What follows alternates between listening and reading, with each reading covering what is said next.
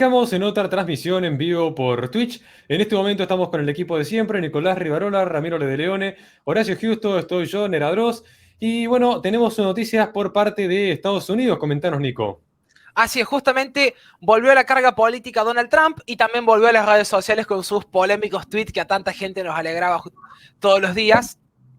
Y podemos ver justamente la nueva plataforma de Donald Trump llamada From the Desk of Donald J. Trump, que no es una red social propiamente dicho como él nos había anticipado que iba a justamente a sacar, cosa que yo todavía le estoy esperando y espero que la saque a la red social de él, sino que justamente esta plataforma que ha sacado recoge los videos del expresidente republicano, las declaraciones de los comités de acción política enviadas por correo electrónico y la gran mayoría de las noticias en un formato, como se puede ver, muy parecido al de Twitter.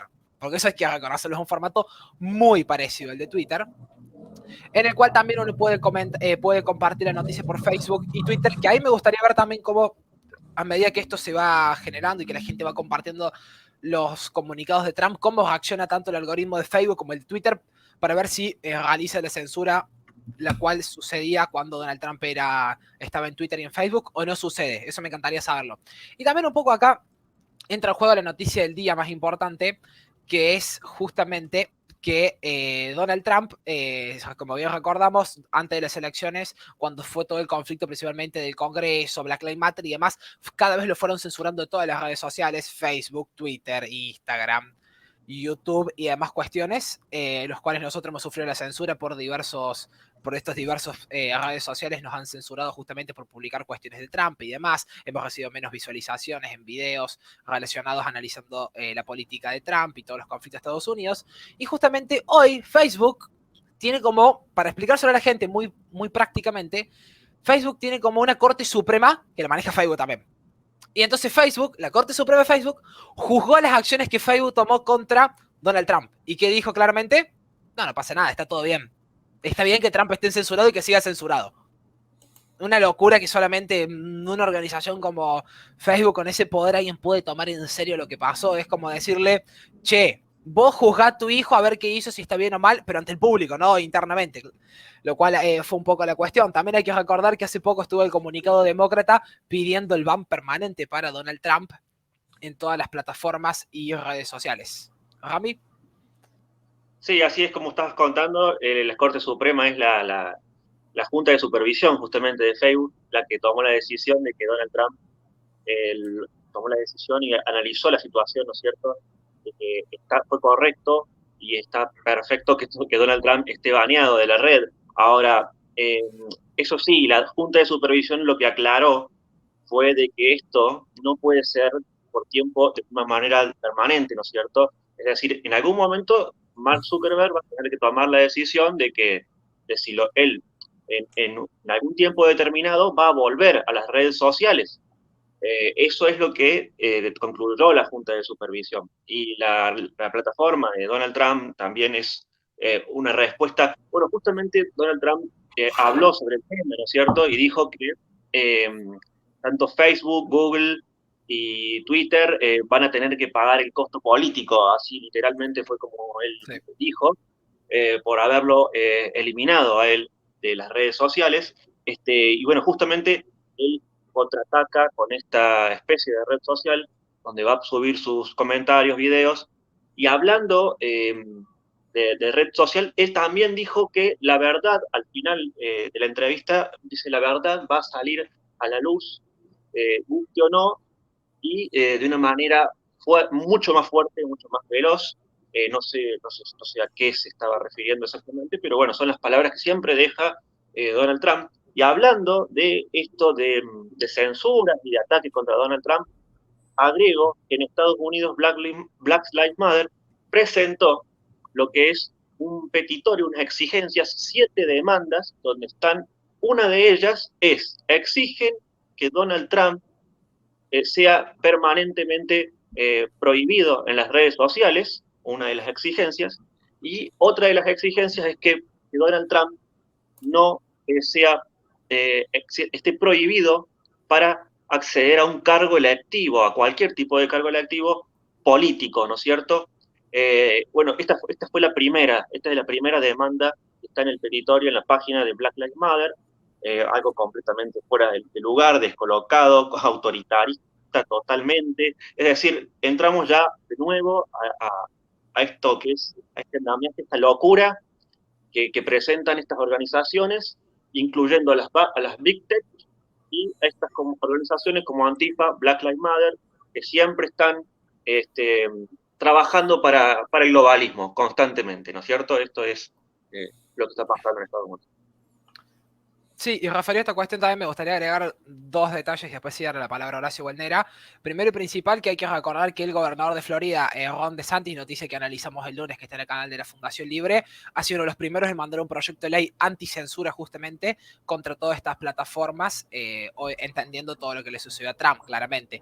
También otra cuestión muy interesante a nivel político y electoral que se estuvo viendo es que desde el 20 de enero que Trump perdió el control perdió el acceso a Twitter, Facebook y demás redes sociales, y el presidente fue Joe Biden o Kamala Harris, quien quieran denominarlo ustedes, justamente la popularidad de Trump y todos los dichos polémicos y la imagen política de Trump ha disminuido un poco, y justamente después de todo este tiempo en silencio, lo primero que se creó fue la oficina del presidente número 45, si no falla la memoria, para comunicarse por correo electrónico, ahora la página web, y supuestamente, como ya nos comentaba Rami, el objetivo a largo plazo es crear su propia plataforma y su propia red social.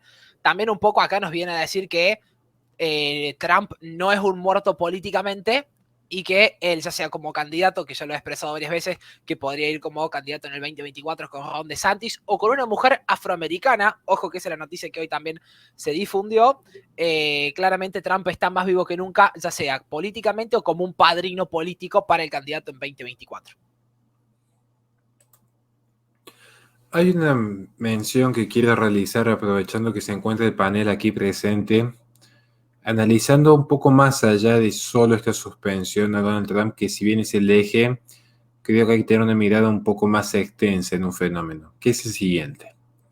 Lo que nosotros estamos aconteciendo en este momento es un proceso de transformación en el cual ciertos oligopolios, o mejor dicho, ciertos capitales transnacionales con comportamiento oligopólico empiezan a privatizar el espacio público y empiezan a politizar el espacio privado, tal como está sucediendo con Facebook.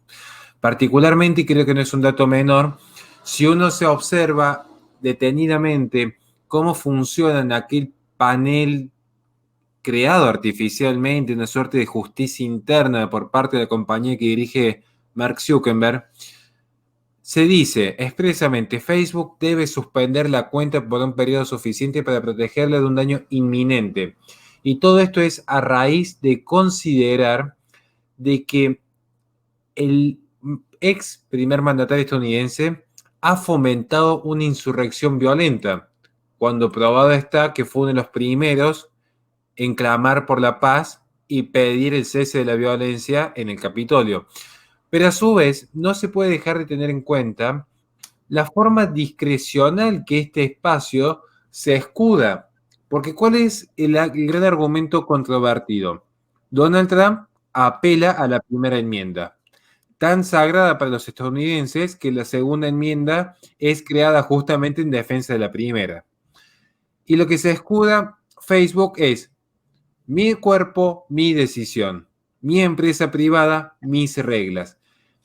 Y ciertamente uno en principio, al menos si uno fuese liberal, no tendría objeción en contra, porque diría, bueno, defendemos el espacio privado, es un espacio privado, es una ética minimalista del liberalismo, no tendríamos por qué oponernos a que una empresa privada deje ingresar a solo mujeres, deje ingresar solo a progresistas, deje ingresar a quien desee el dueño. ¿Cuál es el criterio? Que dos fenómenos. Primero, salta a la luz una suerte de hipocresía, porque nada se dice de los líderes dictatoriales como Maduro, como fue en su momento los Castro, como fue en su momento tantos genocidas que ha habido pululando en Occidente y en Oriente, que no han sufrido sanciones por esta plataforma. Y sin embargo, a gente como Donald Trump, que si vamos al caso, en Facebook representa 60 millones de usuarios, es decir, más de la población argentina entera, con votantes y sin votantes, con inmigrantes y sin inmigrantes, la supera claramente. No es un tema menor. Porque desde las plataformas virtuales y más en un periodo de ontología digital, es decir, donde la esencia, donde el ser humano transita su mundo en el mundo virtual, transita su vida en el mundo virtual, es decir, hoy hasta los trámites para el gobierno se hacen vía Internet. Hoy uno se educa vía Internet, uno trabaja vía Internet, uno asiste a relaciones y encuentros con los amigos vía Internet. Entonces, quien domina Internet domina el espacio público, porque hoy el espacio público, la interacción con el otro, se desarrolla en las plataformas digitales, que, insisto, se están comportando en forma oligopólica. Entonces, hay respuestas que ese liberalismo minimalista no pueden dar, porque finalmente lo que están haciendo es que 60 millones de personas no vean una opinión de derecha y terminen consumiendo un adoctrinamiento privado de izquierda.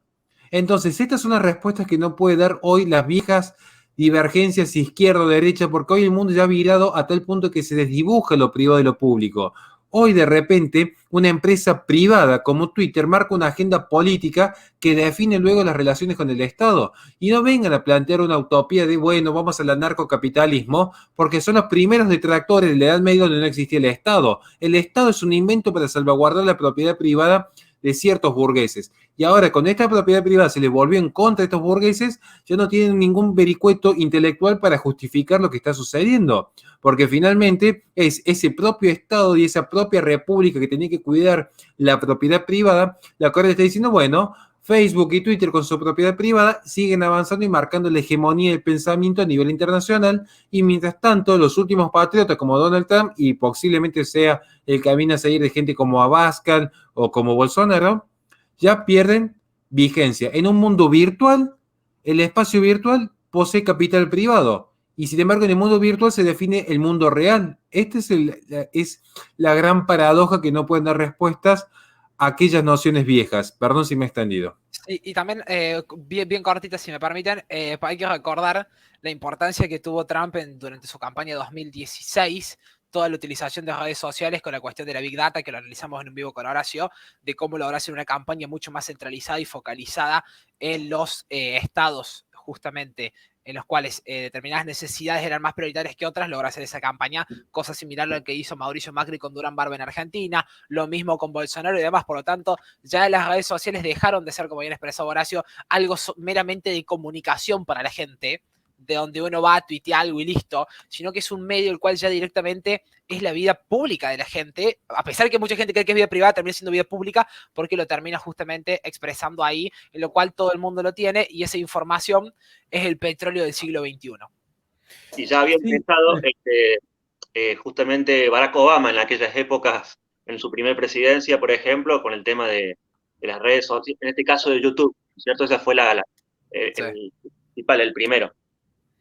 Ya para cerrar, marcar que, como bien dijeron, todo el problema con las redes sociales surgió justamente a raíz de la campaña de Donald Trump, que fue realizada mayoritariamente por las redes sociales, manejando, por supuesto, el tema de la Big Data, ¿no? Algo que desde la victoria de Trump fue marcado como en las diferentes cabezas, las diferentes agencias directivas, ¿no?, de estas redes sociales empezaron a ver de qué manera podían contrarrestar esto y evitar que vuelva a suceder. De hecho, lo planteaban como eso, el gran error, el gran problema de las redes sociales que haya ganado gracias a ellas una persona como Donald Trump. Y ahí fue cuando surgió todo este problema. De hecho, recuerdo haber visto los videos de CEOs de Google con sus empleados, ¿no?, alrededor en una reunión, dándose abrazos consoladores entre sí para consolarse, valga la redundancia, ¿no?, por la victoria de Donald Trump en las elecciones.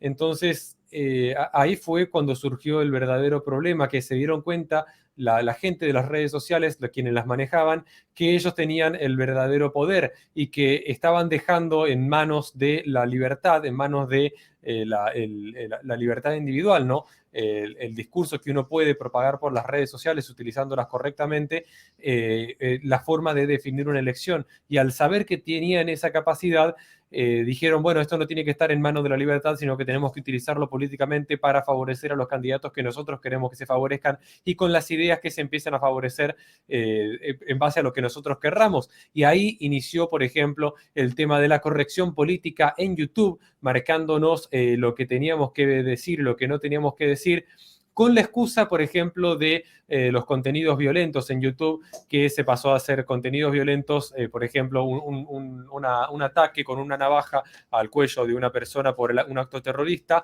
a considerarse discurso violento que nosotros estemos hablando de este tipo de cosas, ¿no?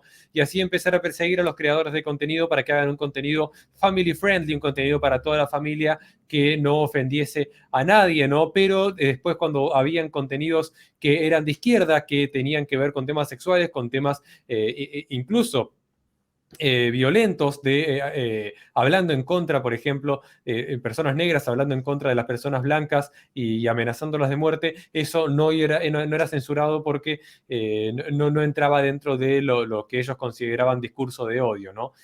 Y así fue escalando, escalando, escalando. Nadie se les puso un límite, por lo tanto, ellos siguieron pasando barrera tras barrera hasta llegar al punto en el cual directamente censuraron al presidente Donald Trump cuando fue el suceso en el Capitolio, ¿no? Que ingresaron las personas al Capitolio y Donald Trump salió por las redes sociales a pedir que salga la gente del Capitolio, que no hagan destrozos, que no generen más violencia y como si fuera poco el hecho de no querer, por ejemplo, que Donald Trump hablara, no solamente negaron, ¿no? que Donald Trump hablara, sino que él incluso habló de este tipo de cosas y se le borraron sus contenidos hablando en contra de lo que estaba sucediendo en el Capitolio para poner como discurso hegemónico que Donald Trump estaba apoyando todo esto, que de hecho fueron noticias que salieron en todo el mundo, que Donald Trump estaba apoyando los ataques en el Capitolio y que era todo culpa de Donald Trump, y de esa forma tener una excusa para poder sacarlo de las redes sociales. Algo totalmente ficticio y algo creado simplemente para tener el motivo para poder censurarlo, ¿no? Entonces yo creo que este es el verdadero foco al que tenemos que hacer hincapié, que acá evidentemente no es un tema de libertades, no es un tema de dejar que el mercado se regule solo, porque acá hay un interés por parte de un monopolio, no monopolio porque esté todo en manos de una sola empresa, sino porque todos responden a un mismo interés. Entonces, por más que esté dividido, por ejemplo, las redes sociales, Twitter, Facebook por otra parte, Google por otra parte, están todos respondiendo a un mismo interés y a la hora de tomar decisiones las toman en conjunto, como lo pudimos ver, borrando todas las redes sociales al mismo tiempo de Donald Trump y sin tener ningún tipo de posibilidad por parte de incluso el gobierno de Estados Unidos de evitar todo esto. Entonces, yo creo que el foco es importante marcarlo ahí. No es un tema de el Estado avasallando las redes sociales, sino que son las redes sociales teniendo un control total sobre lo que puede llegar a pasar en los estados, porque esto fue Estados Unidos, pero de la misma forma puede pasar en absolutamente todos los países y nadie se salva de eso. Incluso Vox tuvo problemas con las redes sociales muy cercano a las elecciones y nadie dijo nada y nadie salió a decir, che, para acá hay un problema serio. No sé si alguien quiere hacer una última intervención, ya estamos medio corto de tiempo. Cerramos acá, nos vemos en el próximo video. Los pueden seguir en nuestro canal de YouTube de La Resistencia Radio, también en nuestras redes sociales que están en la descripción. Y en caso de que quieran colaborar con nuestro espacio, pueden hacerlo por los diferentes medios que están en la descripción o contactar particularmente con nosotros para ver la forma más conveniente de realizar el aporte que quieran hacer. Y agradecemos a toda la gente que nos estuvo viendo en vivo.